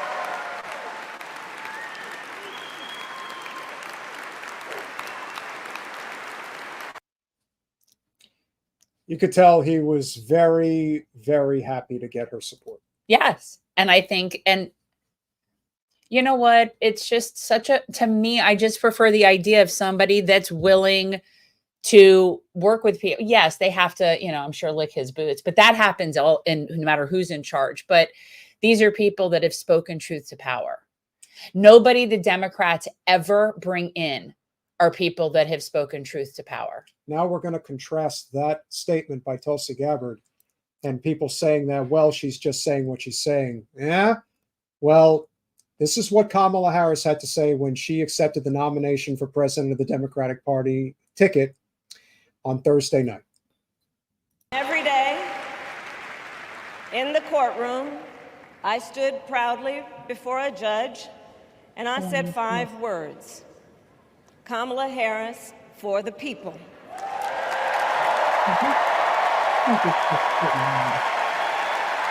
And to be clear, And to be clear, my entire career, I've only had one client, the people. So it comes off as so disingenuous. Like it doesn't come off as real. This is the least of the problems. It's this. She has so many problems. It's like a facade. I'm not looking at somebody who I look at and think, my God, there's that genuine person who truly cares about the every person. I don't see that from Trump, but at least Trump is funny. At least you get a comedy act out of it. And by the way, I'm just disgusted. for anybody out there who's going to pull the old Supreme Court card bullshit, let me assure you of something with the Supreme Court. When it comes to Alito and Thomas, there's only two ways they're going. Trump gets in and they will retire and he'll appoint 2 more Supreme Court justices, or Harris gets in and they stay there until they die. And that's it. The only way a conservative justice will ever leave the bench again, as long as a Democrat's the president, is in a body box. bag. That's it. And so, on behalf of the people, on behalf of every American, regardless of party, race, gender, or the language your grandmother speaks, on behalf of my mother and everyone who has ever set out on their own unlikely journey, on behalf of Americans like the people I grew up with, people who work hard, chase their dreams, and look out for one Please another. don't make me watch this. I've seen clips of it. On Why do behalf- I? The Oh my fact that- God. Just the Horrible. fact that Wasserman Schultz was a featured speaker at the convention just goes to show you. That shows me that goes to show you who's still in charge of the Democratic Party. Well, sure. I can't do her cackle. I'm just not able to do it. I try. Well, now people think you're making fun of Kamala because they were mocking her laugh, but you were talking about Hillary. Oh God, that's more terrible. Kamala. No, that sounds like Michael Jackson. But Jon Stewart is really, he is a national treasure. He always love has him. been. He runs a big animal rescue. It is also big, yes, but he rescues like farm animals. He and lives stuff. he lives in the same area as my father does. He is a bigger Springsteen fan than even I am, but that's also because he's good friends with him. Maybe one of the only people that could talk Bruce off a ledge. I don't know. I'm hope. so unhappy right now about all of those neolibs. But the truth is, I love Jon Stewart. The only beef I have with him is he gets on a lot of neolib guests. His statements are very consistent and true to form. I don't ever feel like he's not like we're like on the right side, but he does have guests on there that are just a little bit center neolibby. Just saying. If we're going to conclude with one clip, it has to be this one. I know Jen doesn't want to hear it. I but so don't want to hear it. Oh my God, it's so it'll be wretched. quick. How quick? This was filmed just a few days ago. So it wasn't enough that Debbie had to go on CNN and talk about not having to acknowledge the existence of Palestinian people, because it really... I can't believe she said the word Palestinians. That's actually huge for her. She didn't want to say it. You could tell she was twisting herself into a She pretzel. can't She didn't want to do it. But this is even worse. But she knows that if she says Arabs, that would be horrendous. Yeah. In this context. So she has to. Listen, Debbie, we're committing a genocide. You want to take it a little easy with Well, the Arabs, problem is that what she could call them protesters, she could call them that, but she has no other reference because she's not going to say Arabs, even though, very interesting. He did do that, Donald, and he was spectacular. He put Ted Cruz in his place and he got him on board with the first responder cancer benefits package that they were more than entitled to. Jon They had to Stewart walks shame the them. walk. He shamed them into giving those firefighters that money. It's ridiculous. No, Jon Stewart walks the walk. He sure does.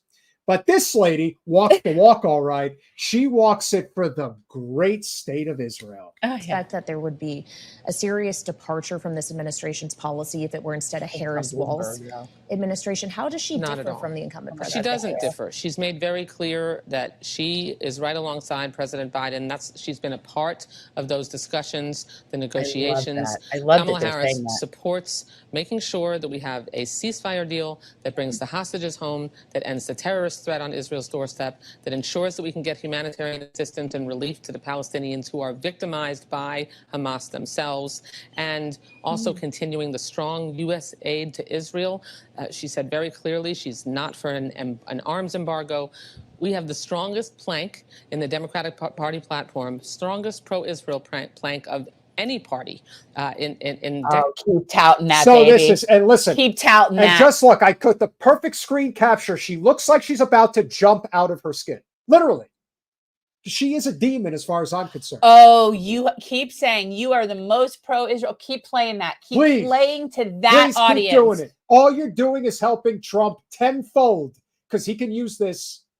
He just has to take one little teeny step, just not that far to the left, just a teeny We totally have to end this war. It's a terrible war, really terrible. and Just you killing all these will be people. hung out to dry, and you will look like the warmongering corporate whore that you are. Strongest pro-Israel plank of any party in decades. Go, baby, go.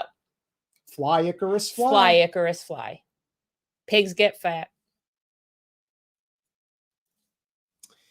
So we have some plans. Yeah. Okay. So here's all you need to know about Debbie Wasserman Schultz and why things are the way they are here in South Florida. Yeah. So number one, our campaign did not get off to the start it needed to. That's not where we start with this. The biggest point is 17% voter turnout in a primary. There's also that factor. That's why. You need money to get out the and vote. you also need people to have the courage to stand up to her. And right now, you're not looking for a Trojan horse to do it, because a lot of people in this district, including somebody who ended up winning a seat, is a supporter of Jen, but would never say a word publicly because Wasserman Schultz literally walks the walk when it comes to threats. She will literally threaten community organizers, taking away their ability.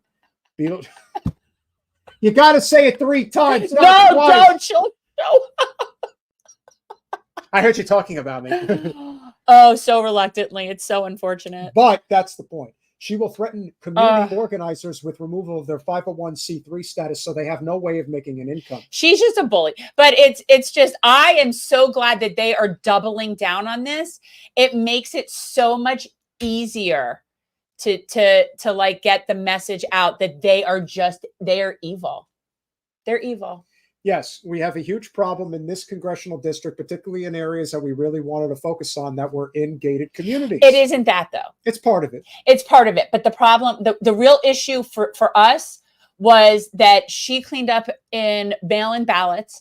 And by the time we got out and running based on a lot of different variables, mail-in ballots had almost it was so close to when mail-in ballots went out. Now she cleaned up like 90% from mail-in ballots. We got her pretty good in early voting and election day. So we actually beat her. We got people out to the polls, but this is a vote by mail district. Yeah. And if it's ever going to happen again in the future, whoever that may be, this is you got to execute this strategy. And we had a lot of impediment. There's a lot. Look, there's a lot of campaign variables. But as I've said many times, in the way that these things happen, it's like, how did Maxwell Frost get into Congress? He got into Congress because the March for Our Lives group made it a point to get somebody in there. There was a galvanization behind somebody to get them in. It can't be the candidate. The candidate is the sword. The people are the shield. You have to recognize that it has to be a community that rises up and says, Wasserman Schultz will not represent us anymore. But see, the problem is that our politics is so turned around that it's so top down. So in other words, somebody decides, I want that office. So now I'm going to go around and convince a whole bunch of people that I don't really know to vote for me, as opposed to somebody that is in the community that knows people, that comes from organizing. And that is what happened with Maxwell Frost. Yeah. That is how that happened. That is the organic way to do it. And the people here, it's like there isn't that enough of that push. But again, when you get such low voter turnout, but we did do better than her, that to me is promising for people to know, that we did perform better than her with early voting and on election day. And that mail-in ballots, which is like her bread and butter, was something that we couldn't really get ahead of. But you also based on our timing, we had some issues. And you have to accept that money plays a role in this. For sure. We did not have enough to even get a TV ad up. We did get a TV ad up in 20, and that partially had to do with why the overall vote was better. That does matter. There are a lot of things that they have to go right. And unfortunately, in this case, yes, Catherine O'Hara is a funny actress.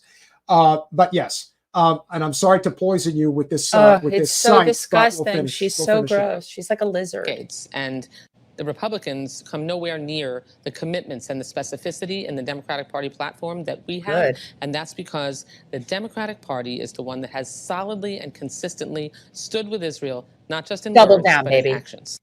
Yes, please tell me how the Republican Party is not as pro-Israel as the I Democratic Party. love it. Keep going to the right, baby. Keep going to the right. Keep pushing the people away, because they are so appealing to a very small group of people that it's just such an echo chamber. You know, if you listen to the level of cheers, the volume of cheers between what happened at the RNC versus what happened at the DNC, I got to tell you, the cheers at the DNC were louder for Israel. This is why the whole boogeyman thing doesn't work like it does. That we're not like Trump. Trump is the greatest gift that the Democratic Party, in their mind, could have ever gotten, because they really think they have carte blanche to do whatever the hell they want. So, but and Trump is smart. He's letting them go to the right. He's standing back and letting them go to the right, and then he'll come in and go in whatever direction will make him look better. To more people. Everybody is looking at Trump like, oh, he doesn't have this. He doesn't. Listen, he is a shrewd operator. And he still has a few months, and he knows he doesn't need to do anything. And he knows Kamala is going to implode. He knows it. He's known it. Please, she couldn't win a vote. There's a reason for that. You actually put out a mass marketing movement today because a handful of old grandmas were holding up Harris signs in the villages, like 20 people. Oh, we're taking over Florida. You are not taking over Florida. Okay. And by the way, it's the problem is the only people that you have that are going to really at the end of the day still be there are the people that were going to vote for Biden anyway, and he's not winning Florida. So you're just seriously wasting your time. Chip, thank you so much. Any contribution is appreciated. Always. And that is how we grow our channel, and we'll continue to do that with your support. Teresa. Oh yeah. Appreciate you. Again, this is where I'm at with everyone knows I support Dr. Cornel West. Like financially, I support him because I like his message, and I like him being out there promoting his message because his message is my message. So I like that. However, as of right now, in Florida, he's on our ballot with the Natural Law Party. And I appreciate that he's on our ballot, and that's awesome. And I would in my heart of hearts, I would love to vote for him. However, I feel like if Jill Stein's on the ballot, then the Greens have the only opportunity to get to that 5% in this particular election. So that might be the bet. I don't know. I'm mixed. Not going to happen. Not polling anywhere near where it's going to have any effect. You don't think that they can get close to 5%? I think that RFK absolutely could have pulled it off, but RFK also senses in this moment that he had to make a move, and that was his decision because the Democrats kicked him off the ballot in New York. It isn't even just that. It's that he could actually, if he was able to secure himself a position in that cabinet, he can actually work in the areas that he wants to really work in and do the things he wants to do and have that kind of influence. So why wouldn't somebody do that? And why wouldn't we want somebody to get into a position to be able to help people in the capacity that they could help people, even if it's somebody that you don't agree with on everything? If you have somebody that's willing to speak truth to power and do the things that need to be, why would you not want that? Well, if you guys appreciate the work that we're doing, and again, we're back in the saddle, if you will, we are going to be changing up the format very soon in terms of our. We're doing a little bit of renovating, but it's going to take us a while to get it together. So it's not a little bit of time. A little bit of time. We'll get it done. We're working it. Please go over to patreon.com/generational change. For as little as $5 a month, you can support our small but mighty channel. You already know the drill. Any amount of contributions that you make are going to help us transform politics into service even more so than what we're doing now. And as you know, our goal is transforming politics into service, and our word counts. I cannot say the same for everybody else. You know who we support, you know who we're appreciative of that are out there doing the hard work. Also, make sure you pick up a copy of We Are Poisoned by Jordan Chariton of Status Quo News. Jordan will be coming on the show most likely next Monday to discuss the book. We'll have lots of I'd good guests rather coming you up. wait until I've listened to the audio. All right, so I guess we'll just have to You have avoid to wait it. until it's been released on audio. You know what? It isn't my fault that the audio people get penalized and have to wait. Yes, but no. Great to hear. Yes, I'm very glad. Nelson Ortega, Tony D, Henry Kajawa, Holly Horn, JD Party Hat. Wait. Will you be go? There was something else. Would you be replacing Hee Haw News background? Okay, first of all, it's not Hee Haw. They're vintage shutters, and they're from all over the place. Some of them are post Katrina New Orleans, and there's ones from like antique old Maine and historic places. But like, no. But it might be a different angle that you're seeing, and that might not be the full back. Like there'll be other stuff in the background as well. We're going to just change some angling in here. Nelson Ortega, Holly Horn, Ray J, Brandon Sanat, Kat Negreda, Teresa, Jimmy Zimzam, Donald James, Ghislaine Conspiracy Theory, Chip, Ghislaine. Ghislaine. Is it Ghislaine? I don't know. I don't know. I don't know. Base Chad Thunderjack. Who else we got? I don't know. We've had a good, it's been, Very it's been busy. a nice crowd. Very busy evening. So we will continue harping on the same continuous, just, it's like the more that they don't address this and give a voice to it, the more they're fueling of it.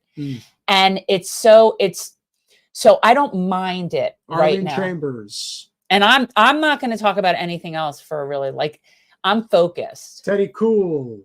I'm a single issue voter. I always made fun of single issue voters. I Well, did. I used to make fun of people Yeah, but like that. you're a single issue voter from a selfless perspective, not a selfish one. Like, oh, I'm pro-life or I'm pro-choice, and that's all. Well, I care they about. think that they're saving unborn babies, but I never thought I'd be a single issue voter. It's fascinating. I mean, it never occurred to me that genocide would be the issue on the table like that. That didn't cross my, like when I would think of single issue voters, it was always like wedge issues. It was things that I'm like, okay, I understand you don't like how they are with this particular Rian thing. Jen, 72, Marsh Flower 15. But how are people like able to Edwin dismiss Housh. this like that? How are people able to dismiss genocide like it's Just like it's the an liberals issue? walking out of the convention with their ears closed. I can't hear you. La la la. I don't understand. Like, okay, UBI is an issue. Yeah. UBI is an issue. Sable Miner. Fracking is an issue. Yeah, that is an issue. And it's a big which issue. Debbie invests in heavily. Just saying. Like those are issues. Raising the cap on Social Security. These are issues, right? Like, Social Security in general, like these are issues. I don't understand how anybody does not see this like this. Like, I really feel like I'm like Jennifer Lawrence and Don't Look Up. Polly Wanda, Linda Fontes. Now we've had quite the crowd tonight. We're not going anywhere until we Joe stop the Anthony, genocide. Trigger warning. Cyborg Ninja. Or you could Got take some that down. new people here. But I don't like you Lauren- referring it to Hee Haw News. But I do Lauren like Kamin- this, and I Lauren like this Kamenetsky? picture. I think I said Joe Anthony. David Hunter. Chris Garrett. There's been a lot of other people, but I have to really clean up the Patreon thing because I think we've gotten a couple new people since the campaign, but I haven't been able to really focus on Kirsten it. Nielsen. Double K. And then I haven't Yod told you when my Grove. computer died. That sucks. Louis Trevisani and Philip Blair. You guys are all great. And we appreciate you all. And this is why we have a good mix of people that are Trump supporters or people on different sides. And I appreciate that so much. And I am not a Trump supporter, but You're totally supporting me. You're totally, if you're not voting for Kamala, you're supporting me. Yeah, I That's know what that. they I say. know that's what they That's say what they because that's say. what they say because that's what they're told to You're say. not allowed to support anybody other than the one they tell you to. Yeah. You should come over to the MAGA side. We're a I great am side. not voting for anybody that supports a genocide. So that's neither here nor there. But we have the fact that come around. no, I will not come around. There is no coming around. There's no coming around. There's me deciding like whether or not I care enough to go green because they have the 5% versus voting for Dr. West. That's the only thing I'm looking at this point. Yeah, I don't. He's gross. A little bit. Oh, he's so lechy and gross.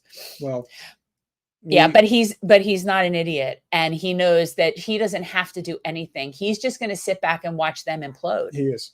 And he's just going to be there to then step one little foot to the left on one little thing, and that'll be it. He's also brought back a lot of people from 2016 who knew what he had to do in order to make sure he pulled it off. And so I did say metal. We said metal. He always says metal. Yeah, get out of here. Get out of here with that crap. But I like that we have a good mix in here. And I don't care that they're like, the biggest difference, and this is something about like what you were saying about Tom Hartman that you appreciated about like, I can talk about policy and of a platform and of a party and not think that the people that are all voting for those people are deplorables. No. Like I can appreciate that there's good people on both sides. That's actually a really good use of that terminology, because I do know that to be true. And I know that everyone wants to put everybody in a box, and especially the liberals, they cannot help themselves but like have a boogeyman and put everybody in some box. Like if you're Trump, you're like, he's the next Hitler. And he's like, they're so projecting. They're right. They like, he's this fascist, and he's not any ist, but maybe a narcissist. But like at the end of the day, they're the ones who didn't have a primary. They're the ones that have been suppressing democracy. They're the ones that are suppressing speech. Let the ads play because it gives us money, and you don't even have to tip to do it. Yeah. Obviously, any contributions. No, we like it. Yeah, for sure. Brenda appearing for the first time in the comment section tonight. For me, it's either Dr. West on the ballot, right, and Claudia Dela Cruz. And you know what? And you're voting for Trump. And you're voting for Trump. We have actually right now on our ballot. I just looked at who's on our ballot as of right now. And Dr. West is on the ballot with the Natural Law Party here. Claudia De La Cruz is on our ballot here. And the Greens are not yet there, but I do think they will be. There's a holdup. In the general elections are generally not that hard in Florida. Usually you get them in. And then, of course, you get ballot initiatives that are usually pretty good, too. But they're giving Jill Stein a hard time here, actually. Of course they are. They are. Like they're having legal issues. Yeah, but remember why they're doing that. They're doing that because they actually know their position is very precarious. Well, but yet it's almost it's so mean because they're not going to do anything anyway here. Well, it's not even that. It's that it's so counterproductive. They really cannot get out of their head that if they are not voting for the candidate that they want to vote for, they're never voting for you. Like, you've got to stop with that bullshit. Unless there's something more sinister going on that we're just not aware of in terms of how the voting is counted. Yeah, I don't know. I think a lot of things are sinister that we don't know. And I do, look, you guys know, I mean, I'm a Dr. West supporter. I just am. And I like Jill. We've had Jill Stein on, we've had Dr. West on, and I like her. But I tend to agree with Dr. West when it comes down to the whole idea of parties and party infrastructure in the first place. And the idea that he is so consistent in his principles, and he's my hero. He's my hero, and he is so consistent. And I totally get what he's doing, and I totally appreciate his message. And the only reason that I would consider voting green is if there was any chance, but you don't think there is, of the Greens getting the 5%. I just don't. And but I just, yeah. But I do think that Jill Stein, because I do love Dr. West. I do think Jill Stein is going to take enough voters in Dearborn, Michigan, that is going to swing the state, though. Oh, yeah. Well, I don't think they're not even if Jill Stein wasn't on the ballot, they would just not vote. They're not voting for they're not getting Michigan. A political, economic, and world statement will be made in this election. And if that means that Donald Trump has to win Michigan again for that statement to be made. And wait a minute, is Dr. West not on the ballot in Michigan? Because he could definitely take votes in Michigan too. Dr. West and Jill Stein are going to take the votes from the people who are single issue voters like me. That's all there is to it. And I'm not the only look, there's always been single issue voters. There's a lot of us on this. I could tell you. As Chip and a lot of others are feeling the same sentiment. You can only push people so far for so long before they eventually say, yeah, I've had enough of this. This is we're just not. I can't anymore. So yeah, recognize what's in front of you and act accordingly. That's what you got to do. If they don't want you and you can't be safe, then you got to find a new path. And I'm telling you, this idea about going to places that are, like you said, are either swing districts, or even places that are just lightly are over independents. I do think that you have an opportunity to get populist people in there as independents. And I'm speaking about places in Florida in particular. I can't speak for everything. And get some people in Tallahassee that are populist people, independents, and that are basically in there. We don't need, like, that's, I don't know. I think that's like our potential solution at that level. Well, we shall soon see, shall we? In the meantime, we appreciate you all. Remember to smash that like button, share, subscribe, go to Patreon, make a contribution. Make sure you're following us on all of our social media channels. That's also very important. So make sure you're following Generational Change on IG. Yeah, are we Twitter, back? We're back yes, to what we are. And TikTok. Okay, guys. Get on over there. We've had to switch back. So anybody who's been here from the campaign, make sure you're following on the right places. We're also on Facebook, but let's be honest, Facebook really is, it's not, the juice isn't really there. It's not, I'm not on any of them. I'm a voyeur on Instagram, but that's it. So make sure you get over there. Yes. I'm really hungry. I haven't eaten today. Getting a little Oh my late. God, it's after 11. I haven't eaten. So we got to get rolling. Appreciate you all, and we'll see you Thursday.